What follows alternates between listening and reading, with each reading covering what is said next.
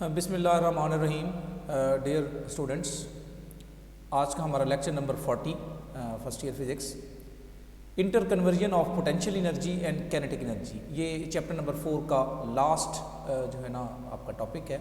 ठीक है, ये दो तरीके से आपसे क्वेश्चन पूछा जा सकता है। What is law of conservation of energy, describe in detail, तो उसमें भी यही चीज़ आएगी। ठीक है, और दूसरा नाम इसका है यहाँ पे inter conversion of potential energy and kinetic energy. जी, तो हम इसको स्टार्ट करते हैं। तो सबसे पहले conservation of energy, law of conservation of energy के बारे में आप ऑलरेडी जानते हैं, बहुत आसान है, बहुत इजी है। This law state that energy can not be created nor destroyed but it can be transferred from one kind to another and the total energy of the system remains constant. ना उसको आप create कर सकते हैं ना ही destroy कर सकते हैं। डिफरेंट वे से भी आप चीज़ों को लेंगे। ठीक है, तो एनर्जी एक फॉर्म से दूसरे फॉर्म में कन्वर्ट हो जाएगी। सपोज कर लें कि एक कप है मेरे हाथ में, उस कप को, उसके पास जो टोटल पोटेंशियल एनर्जी है वो 10 जूल है। मैंने कप को छोड़ दिया, अब वो जो पोटेंशियल एनर्जी है वो कन्वर्ट हो रही है काइनेटिक एनर्जी में, kinetic energy of the cup. वो कप जाके ज़मीन को नीचे टकराया, उसके टुकड़े हो गए। अब वो जो काइनेटिक एनर्जी थी 10 जूल, वो उन टुकड़ों को बन जाएगी 8 जूल। सपोज कर लें 2 जूल जो है ना वो साउंड और हीट की फॉर्म में जा सकती है। तो ये देखें, एनर्जी कन्वर्ट हो रही है एक फॉर्म से दूसरे फॉर्म में। ना हम इसको क्रिएट कर रहे हैं ना ही हम इसको डिस्ट्रॉय कर रहे हैं। और टोटल एनर्जी सिस्टम की क्या रहेगी, वो क्या रहेगी, कांस्टेंट रहेगी। ये एक छोटी सी एग्जांपल से मैंने आपको चीज़ यहाँ पे भी दी हुई है, इसको भी आप देख सकते हैं। वही बात जो मैंने की है वो यहाँ एग्जांपल में भी गिवन है। तो ये है law of conservation of energy. अगर आपसे सिंपल पूछ लिया जाए what is law of conservation of energy, तो यही जो आप बार बार करते हैं, ना इसको आप क्रिएट कर सकते हैं ना ही डिस्ट्रॉय कर सकते। तो इस लॉ को हम फिर प्रूफ कैसे करेंगे। ठीक है, तो इसका जो प्रूफ है उसकी तरफ आते हैं हम। जी, दिस प्रूफ है इंटर कन्वर्जन। ये जो टॉपिक है ना आपका, inter conversion of potential energy and kinetic energy, ये basically law of conservation of energy का प्रूफ है। ये याद रखिएगा, दोबारा ये बात सुन लें, अंडरस्टैंड कर लें कि inter conversion of potential energy and kinetic energy, ये प्रूफ किसका है, law of conservation of energy का। ठीक है, तो उसको प्रूफ के तौर पे भी आप बताएंगे, और ये अलग भी टॉपिक आपसे पूछा जा सकता है। ठीक है, तो इसके लिए हमने जो सिंपल केस लिया वो देखें कि ये सरफेस ऑफ द अर्थ से कोई एक ऑब्जेक्ट है। सपोज कर लें ये सरफेस ऑफ अर्थ है, यहाँ से एक ऑब्जेक्ट है, यहाँ पे सपोज कर लें वो मेरे हाथ में है। उस ऑब्जेक्ट का जो मैस है वो एम है, वो रेस्ट में। रेस्ट का मतलब है मैंने उसको अपने हाथ में ऐसे पकड़ा हुआ है। ठीक है, ये ऐसे मैंने पकड़ा हुआ है, ये सरफेस ऑफ द अर्थ है। यहाँ से जो उसकी हाइट है वो कितनी है, h है। अब मैं क्या करूँगा कि इस पॉइंट पे मैं उसकी एनर्जी मेजर करूँगा, फिर दरमियान में मेजर करूँगा और टकराने से थोड़ा पहले मेजर करूँगा।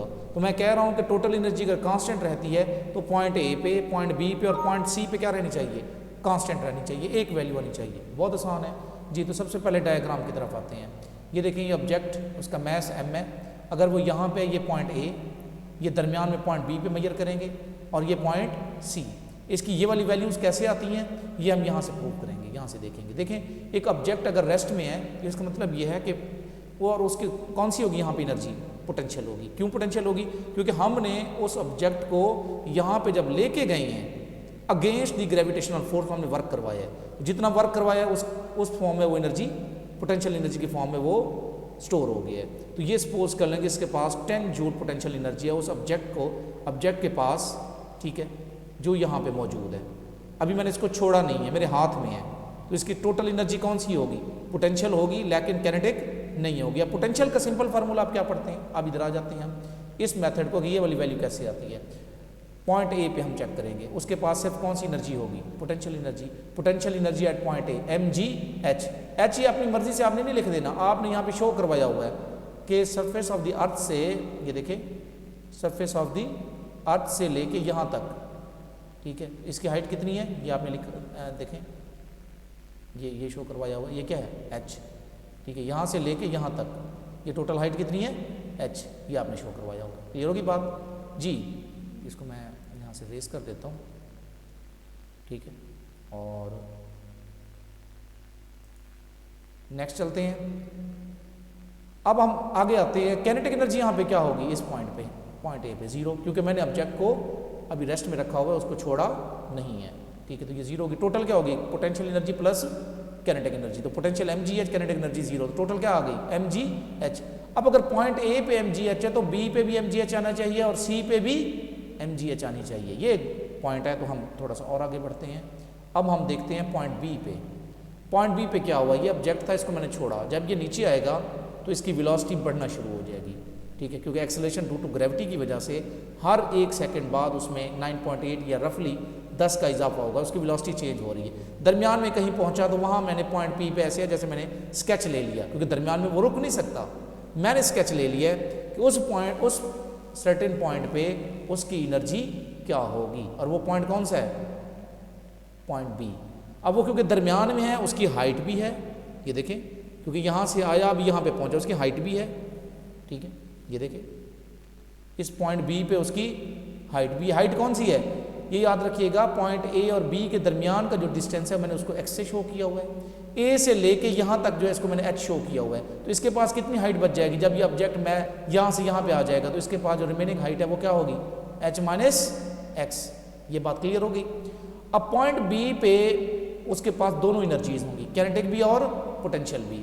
अब पोटेंशियल की ये वाली वैल्यू कैसे आती है और कैनेटिक की ये वाली वैल्यू कैसे आती है, उसके लिए हम इसकी डेरिवेशन की तरफ जाएंगे।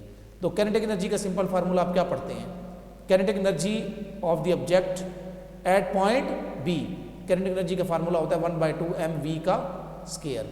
अब वी बी यानी वी स्क्वायर ये जो है एट पॉइंट बी पे, इसको हम कैसे मेजर करेंगे, ये देखें थर्ड इक्वेशन ऑफ मोशन हमने अप्लाई की, v f square minus v i square equal to 2gS, ये जनरल फार्मूला हो गया। अब हमारी कंडीशन के हिसाब से हम देखेंगे फाइनल वेलोसिटी क्या है, क्योंकि ये ऑब्जेक्ट यहाँ किस में था, रेस्ट में था, मैंने छोड़ा, जैसे छोड़ा ये नीचे आ रहा है, इसकी इनिशियल वेलोसिटी क्या 0 है, जब छोड़ा ये नीचे आ रहा है, जब नीचे आ रहा है इस पॉइंट बी पे पहुंचा तो इसकी जो फाइनल वेलोसिटी होगी वो वी बी कहलाएगी। क्या कहलाएगी, वी बी, क्योंकि इसकी कोई ना कोई वैल्यू लाजमी होगी। इनिशियल क्या है 0 है, वो मैं बता चुका हूँ क्योंकि ये नीचे आ रहा है ना। अब यहाँ से यहाँ तक उसने डिस्टेंस कितना तय किया है, थर्ड इक्वेशन ऑफ मोशन में कंफ्यूज नहीं होना, थर्ड इक्वेशन ऑफ मोशन में डिस्टेंस आपने एच पुट नहीं करना, एच माइनस एक्स पुट नहीं करना। एक्स क्यों पुट किया जा रहा है, इसलिए कि पॉइंट ए से पॉइंट बी तक ये वाली मोशन मैं चेक कर रहा हूँ, यहाँ पे ऑब्जेक्ट मौजूद था, यहाँ से छोड़ा ये नीचे आ रहा है, पॉइंट बी पे पहुँचा, मैं डायग्राम से भी समझा देता हूँ। पॉइंट ए से चला पॉइंट बी तक पहुँचा, तो इसने जो डिस्टेंस तय किया वो कितना है एक्स, इनिशियल वेलोसिटी इसकी क्या थी 0, फाइनल क्या है वी बी, यहाँ पुट करें तो वी बी स्क्वायर किस चीज़ की इक्वल आ गया 2gx के, इसकी जगह आप 2gx पुट करें, 2 से 2 कैंसिल हो गया, तो आपके पास काइनेटिक एनर्जी क्या आ जाएगी mgx, सो सिंपल। अब आते हैं पोटेंशियल एनर्जी की तरफ। पोटेंशियल एनर्जी होती है कि जिस पॉइंट पे आप चेक कर रहे हैं उसका जो रेफरेंस पॉइंट है आपका सरफेस ऑफ द अर्थ, वहाँ से फासला कितना है, ठीक है, डिस्टेंस कितना है, तो वो भी देख लेते हैं। ये देखें पॉइंट बी पे, पॉइंट बी से ये वाला डिस्टेंस ये कितना है, क्योंकि वो कितना है h माइनस एक्स, तो पोटेंशियल एनर्जी क्या आ जाएगी आपकी mgh माइनस एक्स, और काइनेटिक एनर्जी mgx, ये हमने अभी डिराइव किया है, डेरिवेशन से मैंने आपको निकाल दी। इन दोनों एनर्जीज को जमा करें और देखें क्या आता है आपके पास, mgh minus x plus 1/2 m ये वाली 2gx, 2 से 2 कैंसिल, इसको मल्टीप्लाई करें mgh माइनस mgx, दो टर्म्स यहाँ से आ जाएंगी और यहाँ से आ जाएगा mgx से माइनस mgx कैंसिल, बाकी क्या बच गया mgh। तो टोटल एनर्जी पॉइंट बी पे भी कितनी बनी है, पॉइंट बी पे भी टोटल एनर्जी mgh बनी है। अब हमारा लास्ट पॉइंट है पॉइंट सी, उसकी तरफ बढ़ते हैं, ठीक है। तो ये देखें ऑब्जेक्ट v1 पे है, बाद में कहाँ पे आया v2 पे, उसकी पहली हाइट h1, अब हाइट कम हो गया, क्या बन गई है h2, ठीक है। तो ये हाइट्स को आप इस फॉर्म में भी बता सकते हैं। नीचे आते हुए वेलोसिटीज़ क्या होगी, यहाँ v1 है, इनिशियली 0 था, बाद में v2, क्योंकि इसकी वेलोसिटी नीचे आते हुए क्या हो रही है, बढ़ रही है जी। तो यहाँ से हमने क्या देखा इस पूरी डेरिवेशन से, टोटल एनर्जी वही mgh। अब पॉइंट सी पे आते हैं, काइनेटिक एनर्जी सी पे क्या होगी 1/2 mv का स्क्वायर सी, वही फार्मूला दोबारा अप्लाई करें, v f square minus v i square 2gS। अब देखें फाइनल वेलोसिटी क्या है वी सी स्क्वायर, इनिशियल क्या थी। अब आप इसको पॉइंट को देखें और सी वाले को देखें, दरमियान वाले को नहीं देखना। ये पॉइंट ए है, इस टाइम इनिशियल वेलोसिटी क्या है 0, छोड़ दिया, ऑब्जेक्ट नीचे आ रहा है, नीचे आते हुए बी को क्रॉस किया, सी पे पहुंच गया। जब सी पे पहुंचेगा, बी को क्रॉस करके सी पे पहुंचा, तो उसकी फाइनल वेलोसिटी क्या कहलाएगी वी सी, और उसने टोटल ये वाला फासला कितना तय किया है h, जिसको आप s की जगह आप क्या पुट करेंगे h। ये देखें मैं यहाँ से भी बता देता हूँ आपको, ये देखें यहाँ पे था ऑब्जेक्ट, यहाँ से यहाँ पे गया है, तो उसने फासला कितना तय किया h। इनिशियल वेलोसिटी क्या थी 0, फाइनल क्या होगी वी सी। ये देखें तो यहाँ से वी सी स्क्वायर किस चीज़ की इक्वल आ गया 2gh के, यहाँ पुट करें तो 2 से 2 कैंसिल, क्या आ गया एच जी। तो टोटल एनर्जी किस चीज़ की इक्वल आ जाएगी, ये देखें m g h kinetic energy, और क्योंकि हाइट नहीं है पॉइंट सी पे, ये देखें यहाँ पे, तो पोटेंशियल एनर्जी क्या हो जाएगी 0, और कैनेटिक किस चीज़ की इक्वल आई है एम जी एच के, दोनों को ऐड करें तो टोटल एनर्जी क्या आ गई एम जी एच। तो इक्वेशन 2, 4 और 6 ये क्या बता रही है कि पॉइंट ए पे, पॉइंट बी पे और पॉइंट सी पे, तीनों पे एनर्जीज की वैल्यू क्या आ रही है m g h. Total energy क्या रहेगी, कांस्टेंट रहेगी, सिस्टम की जो भी एनर्जी होगी वो क्या रहेगी, कांस्टेंट रहेगी। तीनों पॉइंट्स पे आपने एनर्जी देखी, उनकी वैल्यू क्या आ रही है, सेम आ रही है। उसके साथ साथ इस पॉइंट को भी आपने अंडरस्टैंड करना है, ये वाला जो पॉइंट है ये बेसिकली इस डायग्राम के साथ अटैच है। ये वाला डायग्राम जो है आप यहाँ पे बना सकते हैं। ये क्या बता रहा है, इसको भी तो थोड़ा सा समझें कि यहाँ पे जब ऑब्जेक्ट मेरे हाथ में था, इस जगह पे इसके पास टोटल एनर्जी सपोज कर लें 10 जूल है, और वो कौन सी है, ओनली पोटेंशियल। जब मैंने छोड़ा इसकी वेलोसिटी बढ़ रही है, तो कैनेटिक एनर्जी बढ़ रही है, और साथ हाइट क्या हो रही है, कम हो रही है। हाइट कम हो रही है तो इसका मतलब है पोटेंशियल एनर्जी कम हो रही है। तो 10 से पोटेंशियल एनर्जी कम हो रही है 9, 8, 7, 6, 5, और कैनेटिक एनर्जी क्या हो रही है 0 थी, 1, 2, 3, 4। इसका मतलब है टोटल एनर्जी शुरू में सिर्फ पोटेंशियल थी, अब उसका वो कम हो रही है और कैनेटिक एनर्जी बढ़ रही है। किस फार्मूले से, loss in potential energy equal to gain in kinetic energy. Potential energy में लॉस कैसे मेजर करेंगे, m g h one minus h two, और gain in kinetic energy half m v two का स्क्वायर माइनस वी वन का square by using this equation.